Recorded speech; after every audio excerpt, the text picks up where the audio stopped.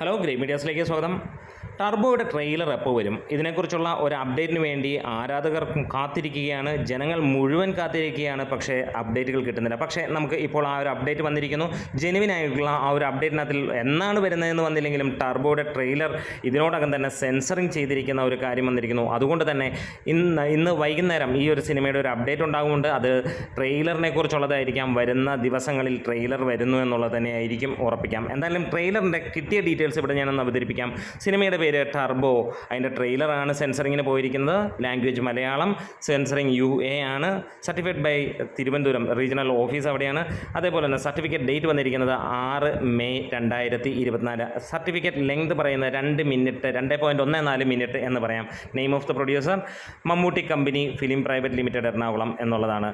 അപ്പോൾ നമ്മൾ കാത്തിരുന്ന ആ ഒരു അപ്ഡേറ്റ് ഇത് തന്നെയായിരുന്നു. ഏതാനും ദിവസങ്ങളായിട്ട് ഓരോ വ്യക്തിയും ഓരോ സിനിമ പ്രേമിയും കാത്തിരിക്കുന്ന ഒരു അപ്ഡേറ്റ് ഈ ഒരു സിനിമയുടെ എന്തെങ്കിലും ഒരു അപ്ഡേറ്റ് ആയിരുന്നു. പക്ഷേ ഇവിടെ ടീസർ ഇല്ല എന്നുള്ളത് ഏറെക്കുറെ നമുക്ക് ഉറപ്പായിരുന്നു. പ്രത്യേകിച്ച് യാതൊരു അപ്ഡേറ്റ് വരാതിരുന്നപ്പോൾ ട്രെയിലറുണ്ട്, പക്ഷേ 20-ാം തീയതി ആയിരിക്കുമെന്നുള്ളൊരു അപ്ഡേറ്റാണ് നേരത്തെ ലഭ്യമായത്.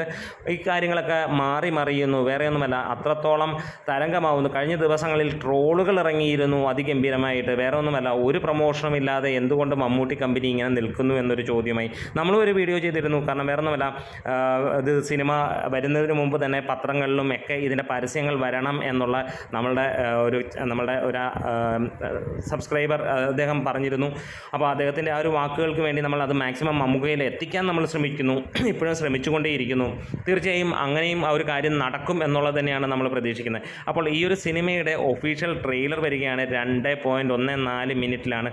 അപ്പോൾ വരുന്ന ദിവസങ്ങളിൽ ഇതിൻ്റെ ട്രെയിലർ ഉണ്ടാവാം. നാളത്തെ അനൗൺസ്മെൻറ്റ് ഏറെക്കുറെ പ്രതീക്ഷിക്കുന്നത് അത് തന്നെയാണ്. കാരണം സെൻസറിങ് കഴിഞ്ഞു എന്നുള്ളത് ഇപ്പോൾ നമുക്ക് സെൻസറിങ് റിപ്പോർട്ട് ലഭ്യമായ സ്ഥിതിക്ക് നാളത്തെ അപ്ഡേറ്റ് അത് തന്നെയായിരിക്കും. എന്തായാലും കാത്തിരിപ്പ് വെറുതെ ആകില്ല. കാരണം അത്രത്തോളം ആളുകൾ കാത്തിരിക്കുന്നു. നമുക്കറിയാം, ഇന്ന് കമലഹാസൻ്റെ ഇന്ത്യൻ 2 എന്ന സിനിമയെ പോലും ദൂരെ മാറ്റിക്കൊണ്ട് ഇന്ന് IMDbയിൽ ട്രെൻഡിങ്ങിൽ എത്തിയിരിക്കുന്നു. 2nd പൊസിഷനിൽ നിൽക്കുന്നു മമ്മൂട്ടിയുടെ ഈ ഒരു സിനിമ എന്ന് പറയാം.